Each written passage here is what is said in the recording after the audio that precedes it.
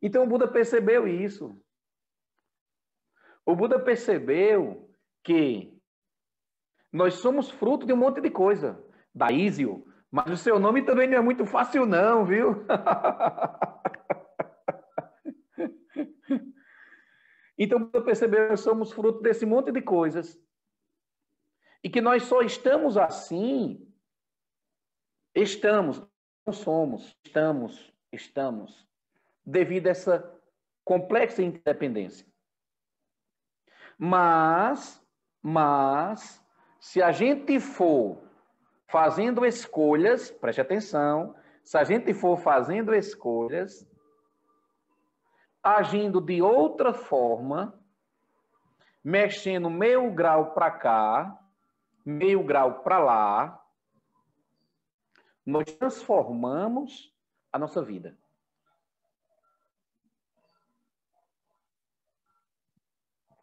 Nós nos moldamos de outra forma. Não pense que você precisa passar pelo sacrifício que o Buda passou antes de se iluminar, não. O próprio Buda, ele fala, ele foi perguntado, quanto tempo demoro para me iluminar? Ele disse, 7 anos. Depois ele falou, mas pode ser que dure apenas 7 dias. O próprio Buda, ele disse, por compaixão, que ele vê uma floresta inteira, mas ele ensina exatamente um punhado de coisas que tem na mão dele, porque é isso que a gente precisa saber. Nós não precisamos, para nos iluminar, saber da floresta inteira.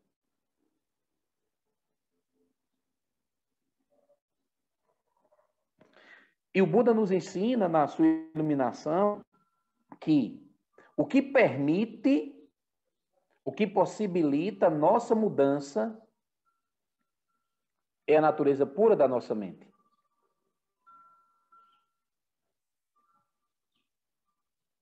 O que permite a nossa mudança é a natureza pura da nossa mente. A nossa mente tem esse potencial.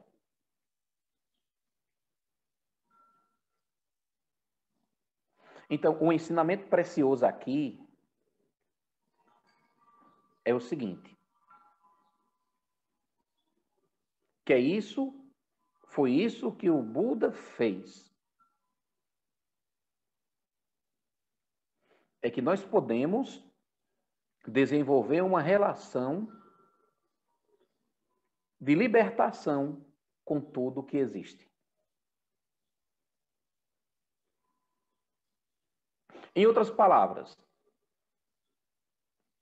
nós devemos desenvolver uma relação de libertação com todas as coisas. E não ficar preso às coisas. Alguém conhece alguém que ficou preso? Tipo, um fato aconteceu há 300 anos. Aí você vai conversar com uma pessoa, aí ressuscita aquele fato que aconteceu há 300 anos. Dizem que isso é muito comum no casamento, nas relações. Lembra naquele dia isso, aquilo. Então, o que a iluminação nos ensina é justamente isso, é que nós devemos ter uma relação de não ficar esbarrando nas coisas.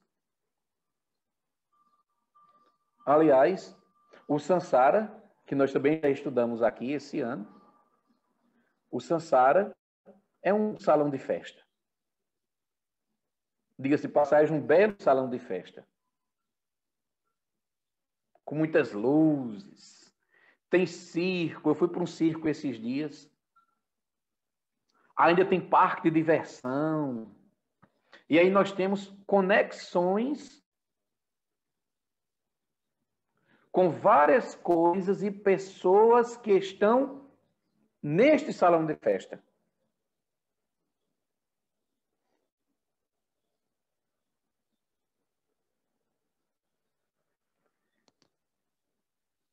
Existe um karma,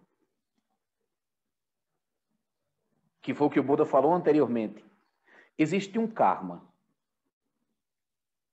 Mas não aquela coisa, você vai ter que pagar aquele karma. Vive em sofrimento para superar isso. Não é isso. O karma aqui que o Buda se refere é o paradigma da nossa vida.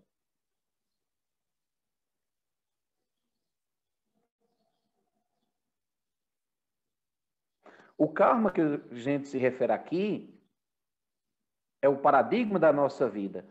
Ou seja, não se refere aos nossos conceitos. Eu não estou me referindo de conceitos. Eu não estou me referindo sobre as suas ideias, o que você acha, o que você não acha, o que você pensa, ou deixou de pensar. O sentido de karma aqui é a sua estrutura de visão. Para ser mais assertivo agora, o sentido do karma, eu estou me referindo aqui, é o que é que te leva a agir no mundo?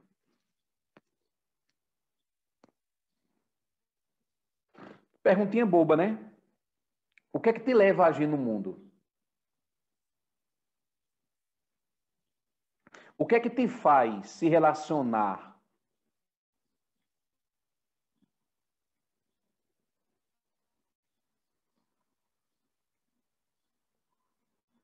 Então, o sentido de karma aqui é a forma que você se relaciona com o todo.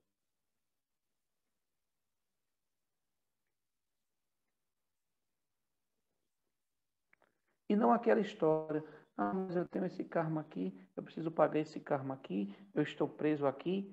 Não. O karma aqui é esse sentido mais amplo. Foi lá que os seres iluminados, que o Buda Shakyamuni acessou e modificou essa estrutura. E acessando essa estrutura, ele modificou sua vida e disse que qualquer pessoa pode fazer a mesma coisa.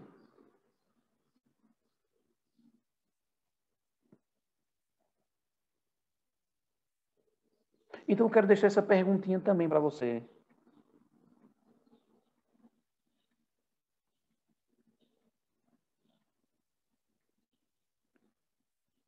O que é que te faz agir no mundo? O que te faz se relacionar com as coisas? O Sutra ainda diz o seguinte: quando a minha mente, dessa forma, concentrada, purificada, eu compreendi da maneira como realmente é, que isto é sofrimento. Esta é a origem do sofrimento. Esta é a cessação do sofrimento. Este é o caminho que conduz à superação, à cessação do sofrimento. Quando eu assim soube e vi, minha mente estava livre da impureza do desejo, da impureza de ser e existir, da impureza da ignorância.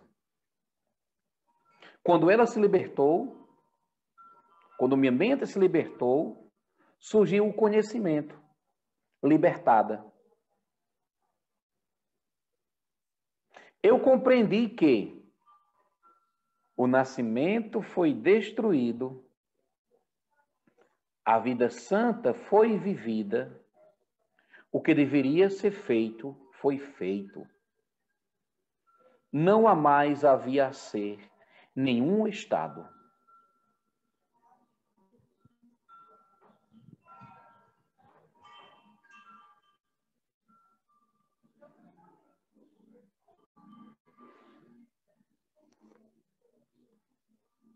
Tem um sutra que um praticante pergunta ao Buda o seguinte: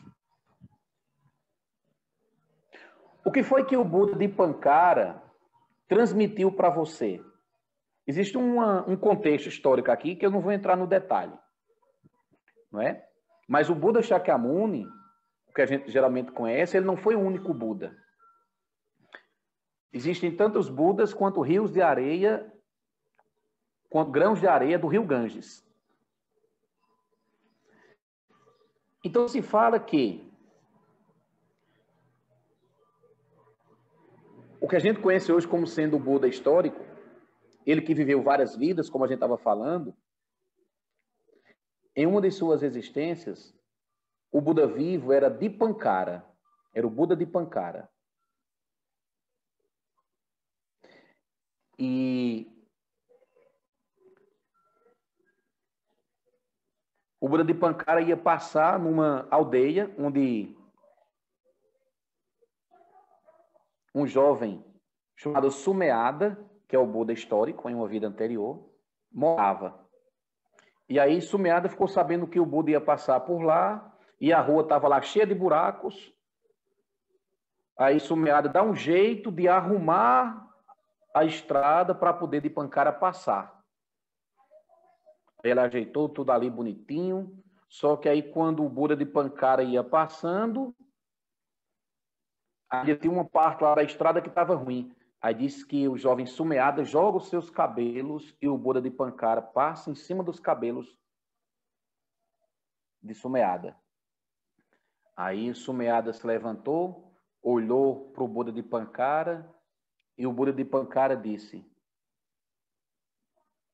numa próxima vida, você virá como um Buda e será conhecido como Buda Shakyamuni.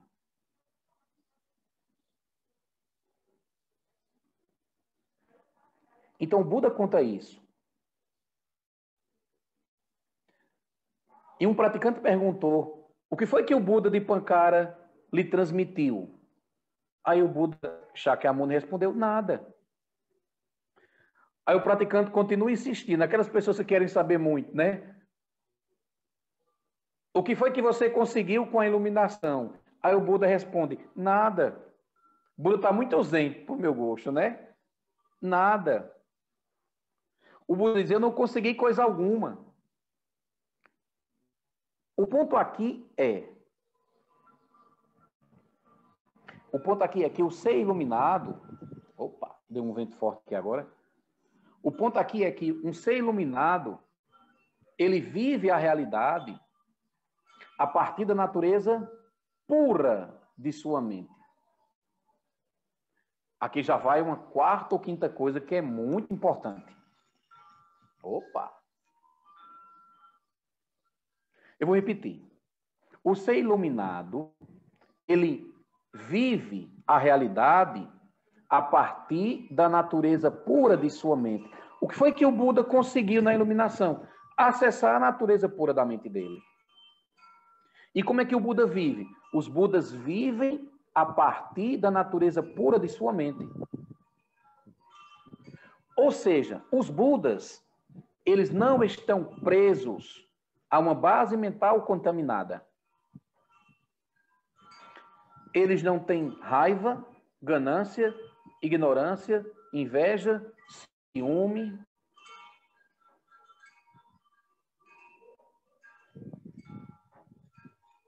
Enquanto que a gente vai andando, aparentemente de boa no mundo, está tudo ok, está tudo tranquilo. A gente encontra algumas situações, a gente pisa no lodo, o lodo às vezes é meio pegajoso e gruda na gente. Gruda na nossa raiva, no nosso ciúme, na nossa inveja, nos nossos interesses. E como é que é o Buda? Os Budas seguem livres seu caminho sem parar. Os Budas seguem livremente, sem obstáculos. E nós ficamos grudados. Ou seja, os Budas, eles não têm uma base mental contaminada.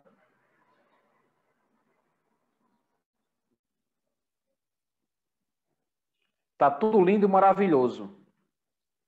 Mas aí alguém diz uma coisa para você. O que é que vai acontecer? Os veneninhos vão se manifestar. Alguém fala alguma coisa atrevida para um Buda,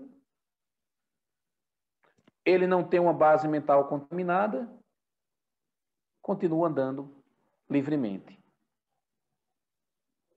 Então, o que é que nós temos que trabalhar? Essa base mental, emocional. Então, os Budas, eles veem e vivem a realidade como ela é. Interdependente, impermanente, vazia de existência intrínseca, os nomezinhos complicados. Interdependente, impermanente, vazia de existência intrínseca e coemergente. Os Budas, eles sabem que o nosso olhar, que o nosso entendimento, a nossa emoção, interfere na realidade que a gente está vivenciando. Veja, se você está com uma certa emoção agora, você está vivendo essa realidade de um jeito. Se você tivesse com outras emoções,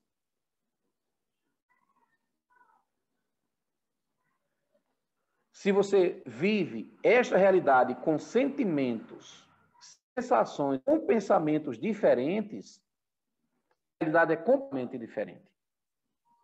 Então, os Budas, eles percebem isso. Os Budas sabem que quando a gente pensa e entende alguma coisa, aquilo cria a nossa realidade. Alguém fez uma pergunta, Sozinho. Tu pode ler, por favor? Ana está perguntando como ficam os sentimentos diante desta realidade. Onde fica a esperança, o amor? Vamos chegar daqui a pouco.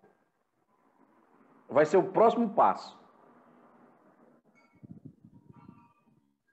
Então, assim, os Budas, eles perceberam que nós somos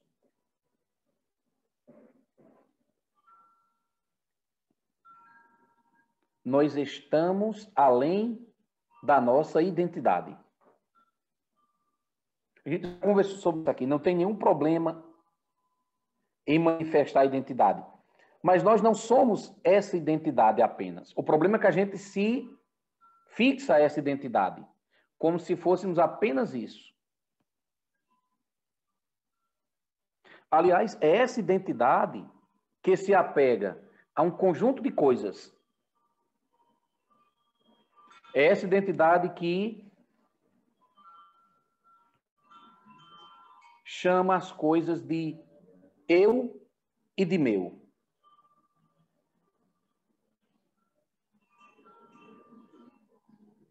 Quando a gente está na identidade, quando a gente fica preso na identidade, a gente vai se fixando nos lugares, a gente vai se fixando em alguns papéis.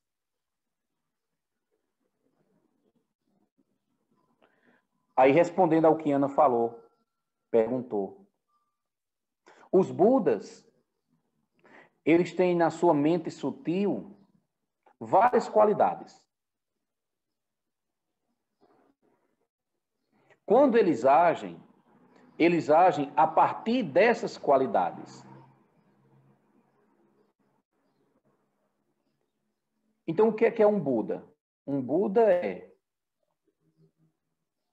um ser que acessou o estado puro de sua mente, vive a partir desse estado puro e, quando precisa agir, tem na sua mente emoções, pensamentos que são apropriados ao momento, aos diferentes momentos.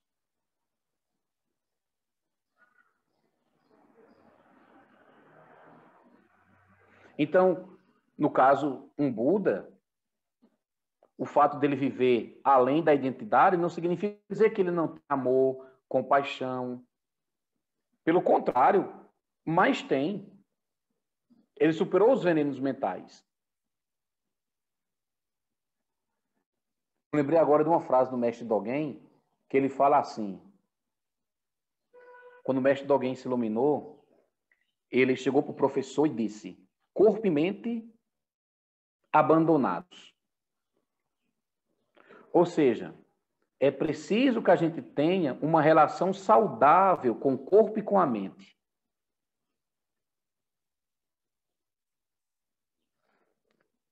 Eu me lembro que o ano passado, em um dos retiros, eu até brinquei com o pessoal assim: às vezes, galera, é melhor não ser ninguém.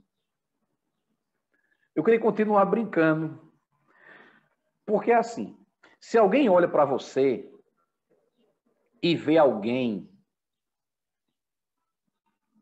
traz um peso. Mas se alguém olha para você e não vê ninguém, dá um alívio.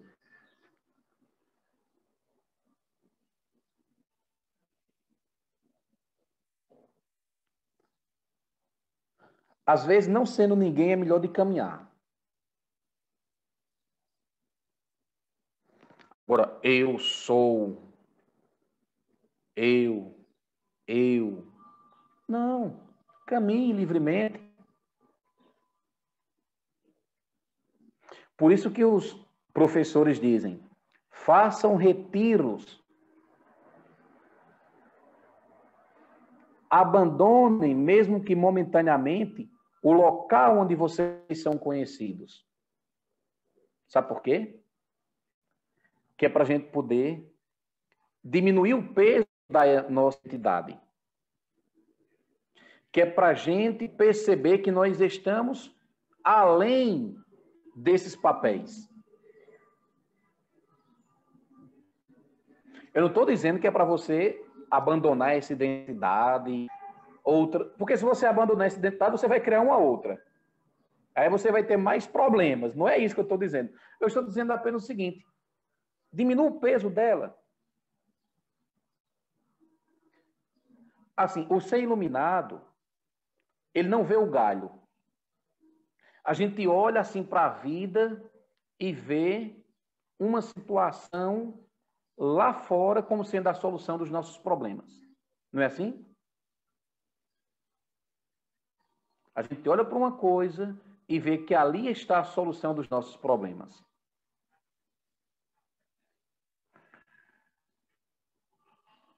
Os Budas, eles não se afligem. Repito, que não quer dizer que eles não tenham compaixão, amor, bondade.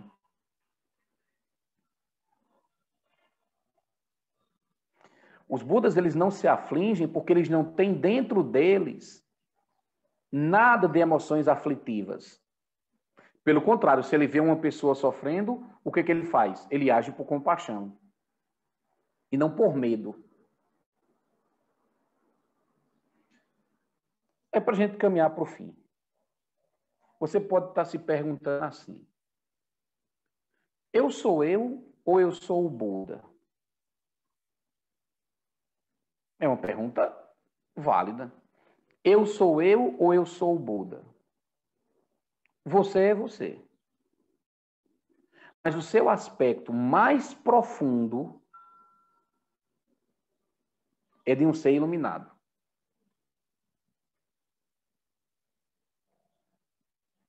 O que você está manifestando agora é apenas uma identidade.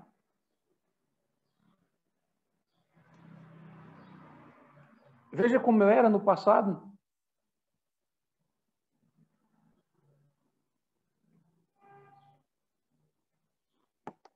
Veja como eu estou agora.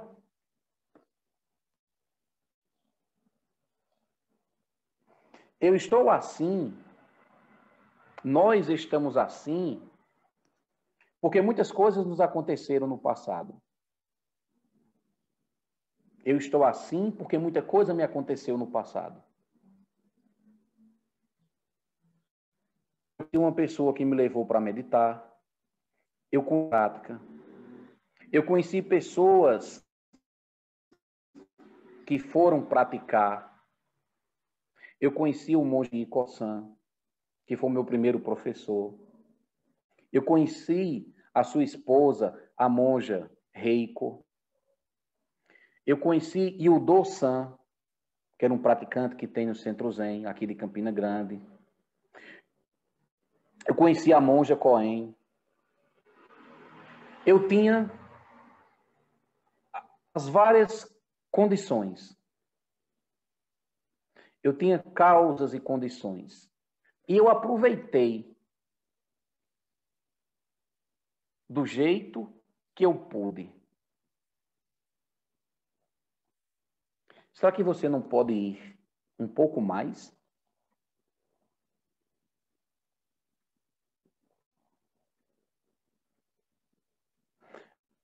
Alguém diz, Budas ancestrais foram como eu sou agora. No futuro, eu serei como os Budas ancestrais.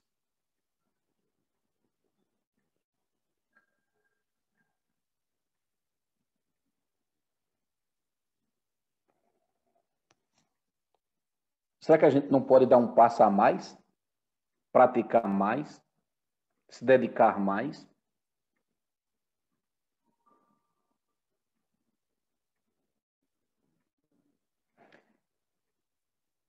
Nos próximos anos, talvez 2021 ou 2022, dependendo do que aconteça com essa pandemia, eu vou fazer uma cerimônia que chama Combate do Dharma, ou Dharma Combate, onde ficam vários monges fazendo perguntas e você tem que responder todas essas perguntas de acordo com o Dharma. Alguém pergunta uma coisa sem pé e sem cabeça, você tem que colocar o Dharma ali naquela situação. E eu vou estudar um monge que nasceu em 638 na China e morreu em 713. Um monge chamado de Huineng, ou Daikan Ino. Daikan Ino, ele fala sobre a iluminação o seguinte. O mestre chinês Huineng comparou o estado de Buda a uma lua obscurecida pelas nuvens. As nuvens representam a ignorância e as contaminações. Quando estas são dadas, a lua já presente é revelada. Ou seja, nós já somos. Nós precisamos apenas acessar.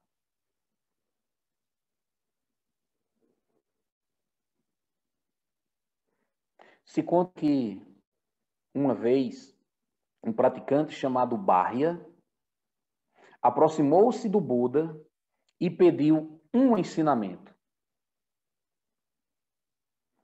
O Buda compartilhou. Quando você vê algo, só veja. Quando você ouvir algo, só ouça. Quando você provar algo, apenas prove. Quando você simplesmente experimentar algo e não tiver qualquer, portanto, o sofrimento termina.